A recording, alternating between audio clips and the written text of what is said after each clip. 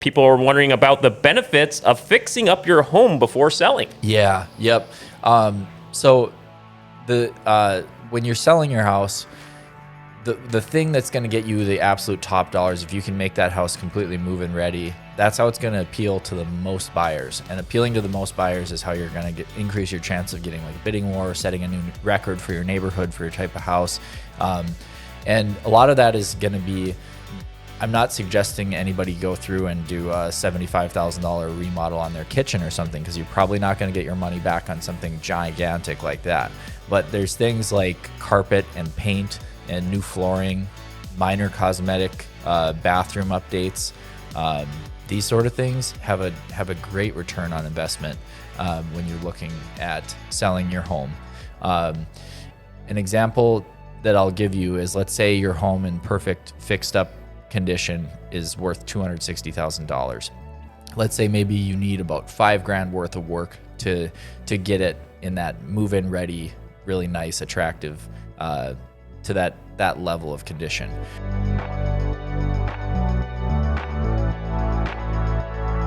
Welcome back. We are here. Joining me in the studio on this edition of the Berkshire Hathaway podcast is John Brodeen. Crowd clap in honor of John Roberts. Yeah, he loves that one. Yes, it's been a while since I had a chance to sit in and fill in. I haven't really. I'm not here most Wednesdays anymore, so it's great to catch up with you here. Yeah.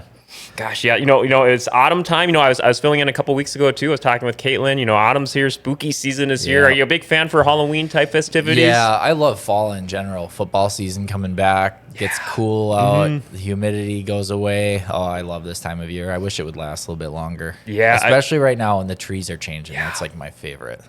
I love hoodie season. I like to call it hoodie season. Yeah, just hoodie and shorts. Yeah, same here. Yeah, gosh, and with this time of the year, a lot of people may be getting in a lot of like last minute remodeling going on. You always see all kinds of projects going on. It's kind of a perfect way to transition into today's topic. People are wondering about the benefits of fixing up your home before selling. Yeah. Yep. So when you're selling your house, the thing that's going to get you the absolute top dollars, if you can make that house completely move-in ready, that's how it's going to appeal to the most buyers. And appealing to the most buyers is how you're going to increase your chance of getting like a bidding war, setting a new record for your neighborhood, for your type of house. And a lot of that is going to be, I'm not suggesting anybody go through and do a $75,000 remodel on their kitchen or something, because you're probably not going to get your money back on something gigantic like that. But there's things like carpet and paint and new flooring, minor cosmetic, bathroom updates. These sort of things have a great return on investment when you're looking at selling your home. An example that I'll give you is, let's say your home in perfect fixed up condition is worth $260,000. Let's say maybe you need about $5,000 worth of work to get it in that move-in ready, really nice, attractive, to that level of condition. It doesn't mean that if you sold your home as is that you'd be able to sell it for $255,000 and then the buyer would just be able to do $5,000 worth of work and it'd be worth $260,000.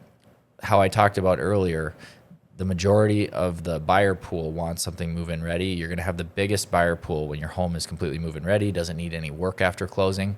So that means that if you don't do those projects, rather than selling for $255,000, you could be selling beneath $250,000 even, because buyers want to get a deal on something if it needs. Everyone likes a deal, especially if it needs some work. Yep, exactly. People pay a premium for a move-in ready turnkey house, but if the house needs some work, they don't want to put in $5,000 and break even. They hope that they could get a deal on it, and then they put in $5,000 and they make a little profit on it somehow, right? I was thinking, I had some family members a few years ago. They were selling their place, and they had this list of things they wanted to do that they were meaning to do for years and years. And it was exactly like you said. They wanted to get a certain price in mind for selling, but they knew in order to get that, they wanted to make sure and do a bunch of last minute patching up. Like I think the foundation, touch up some areas in the foundation, and some basement work they were meaning need to do is so some new partitions to go up and stuff like that, just to get it, like you said, turnkey ready, and people wanting to make sure I guess essentially cover every nook and cranny. Yep. And some of those projects that are really going to pay off for you, like I said, carpet, paint, flooring, new front door if your front door is old and worn out, or maybe repainting your front door, touching up some chipped and peeling paint on the exterior. And on top of that, obviously, all of just like the cleanup work that goes a long ways to make your home appear well maintained. Landscaping, getting all the weeds pulled, getting everything really cleaned up on the exterior. Anything that a buyer sees and they're like, oh, that's going to be a big project, you're taking big dollar signs off the purchase price. So if you have the choice between selling it as is or doing some small cosmetic stuff and being able to sell it at, top dollar with the biggest buyer pool, it's definitely better to make those small repairs ahead of time. You want to plan in advance. You don't want to be scrambling. Like if you call me and say, hey, I want to list my home next week, and we see that, the carpets are quite worn out. We've got some pretty outdated paint colors. We've got a few different things that could use some repairs or some refreshes. That's going to be a tough situation because there's not much you can get done in like 1 week aside from some cleaning and decluttering and staging. So, yeah, I was just going to ask, would you say like if someone would present this type of scenario for you, would you say like an average, like say a little like a coat of paint, quote unquote, coat of paint refresher for a lot of the things that you just described, would you say that would be like the equivalent of taking maybe like say 3 or 4 weekends maybe? And like or I have no idea what an average timetable would be for that type of refresh update. Yeah, if you're repainting, it depends how much free time you have. So it's kind of on a case by case. I prefer to err on the long side, right? Right. And especially when you're talking about, maybe some carpet, you need to get it scheduled with a carpet installer. You need to get your carpet picked out. You're going to have to move furniture in order to get that carpet put in. I'd say get a hold of me as your realtor maybe 3 months, at least 3 months prior to you thinking of selling if you think your home needs some of these things. I think that's a good rule of thumb, 3 months. 3 months. And that way you're not stressing and scrambling and using every bit of your free time to work on this stuff. You can kind of do it at your own pace, not stress out too bad. It'll still be ready in time, and you'll be able to get the best result. Now, some other thing, if somebody is thinking, I don't want to drain my whole savings in order to put this money into my house, or I don't have a whole lot of savings to put this money into my house. How do you get the money to make this investment if we know it's probably going to pay off, right? One of the things that people should look into in this case, if they want to come up with some funds to make some updates to their home prior to selling, doing a HELOC is a great option. HELOC. Yeah, HELOC stands for a home equity line of credit. So let's say you have $100,000 of equity in your home. They'll let you borrow up to like a loan to value, usually of 90-10, meaning that the maximum loan amount when you add the HELOC on top of your original loan can be 90% of the value. So they'll usually do some sort of an internal evaluation to figure out how much your home is worth, and then they'll figure out you need to have at least 10% skin in the game once it's all said and done, so you can take the difference out and use that to make your updates and stuff. Usually with those HELOCs, you're only paying interest on the monthly payment. You're not paying anything towards the principal, so it's a pretty small monthly payment that people are paying. And then what would happen is it's just paid off at closing. So you're taking that money out. It's not coming out of your bank account. It's coming out of your house. You're paying a small interest rate, but it's probably not going to be for an extremely long amount of time. And you use that money, put it into your house to, make these updates like, painting, flooring, carpet, maybe some trim work, maybe a minor bathroom cosmetic update.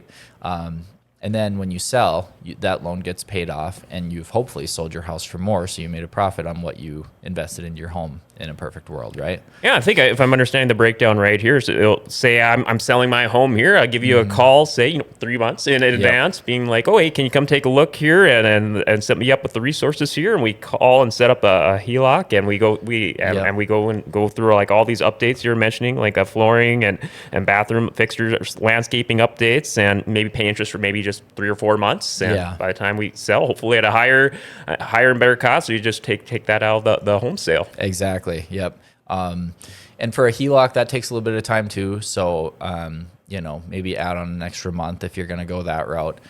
There's all sorts of creative ways. If you don't have a ton of equity in your house, you could but you have a paid off car. That's something that I've heard of people doing where they've pulled money out of their car. So they basically have put a loan on their car, gotten a lump sum of money, now they go back to having car payments for a short amount of time and then pay that off once their house closes. The thing to note with that is that'll count against your debt to income ratio if you're buying a new home right after closing on your current home. So they might make it a stipulation that loan be paid off at closing, which you would then do, and they would handle that for you, like title company would. In order to get that paid off, to make sure that your debt to income ratio still fits to be able to purchase your next home.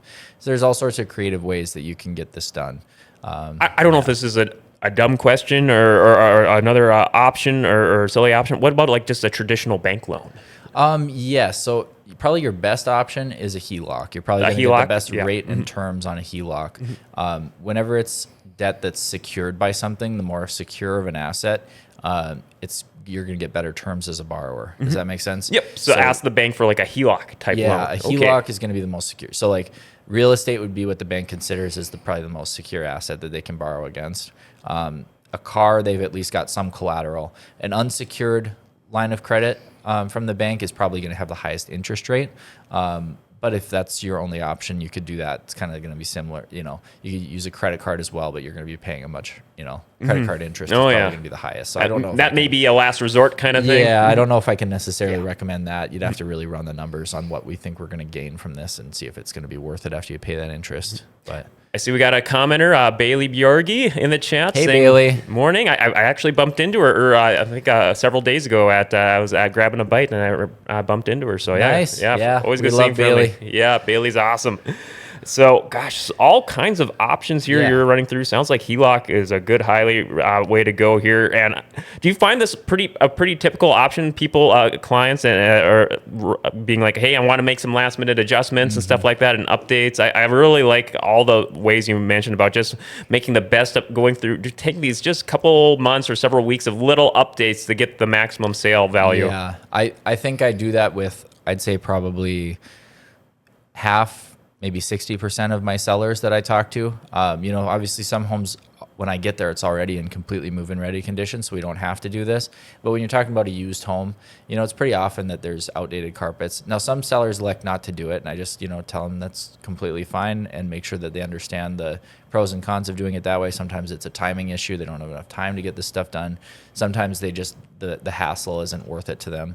And with the HELOC, I just did that this summer. We're preparing for baby number 2 at the house. My basement was unfinished previously. Crowd clap. Yeah. So my basement was unfinished. My wife used our third upstairs bedroom as her office. We had to be able to move her office downstairs in order to make a new nursery upstairs. So I had to get the basement finished. So I used the HELOC to do that, and it worked out nicely. So it's a good option, even if you're not selling and you want to make some remodeling, and you don't want to, It's just a nice way to be like, hey, let's do a summer project or a random project. Hey, this is the year we want to make some updates. This is another great way. I see we got a comment in the chat there from Paul saying, does a HELOC affect your credit?